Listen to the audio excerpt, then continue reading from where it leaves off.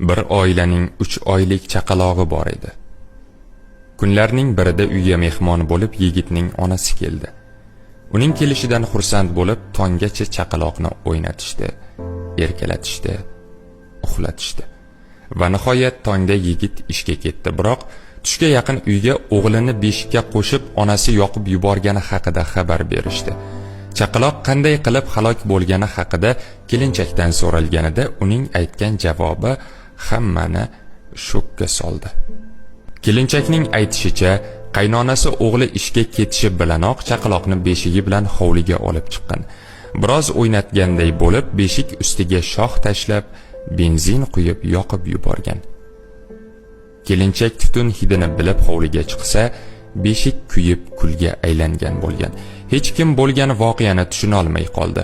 Buvi qanday qilib o'z nevarasini yoqib yuborishi mumkin? Bir payt ona o'rtaga chiqib, ko'zda yosh bilan gap boshladi. Bugun mening bu ishimni hech kim tushunmadi, to'g'rimi? Men bugun juda ham afsusdaman. Bundan 25 yil oldin Xudo menga bir o'g'il berdi, boshqa farzand bermadi. Men bu ko'zimning qorasini otasiz katta qildim. Erimning vafotidan so'ng turmush o'rtoq izlamadim. O'g'limni hech qaysi erkakka ishonmadim.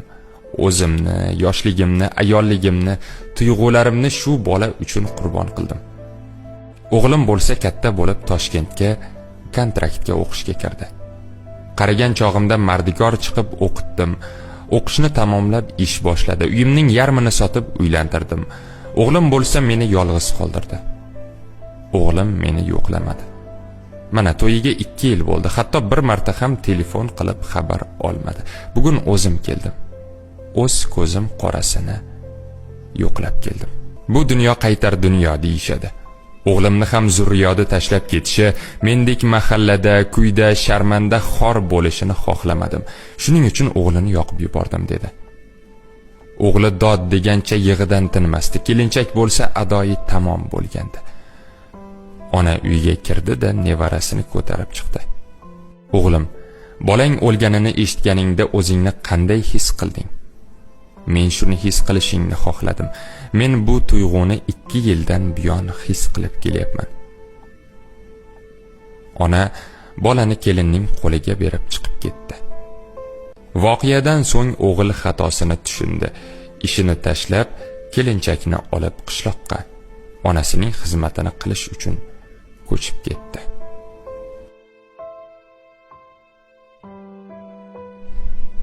Sog' bo'linglar.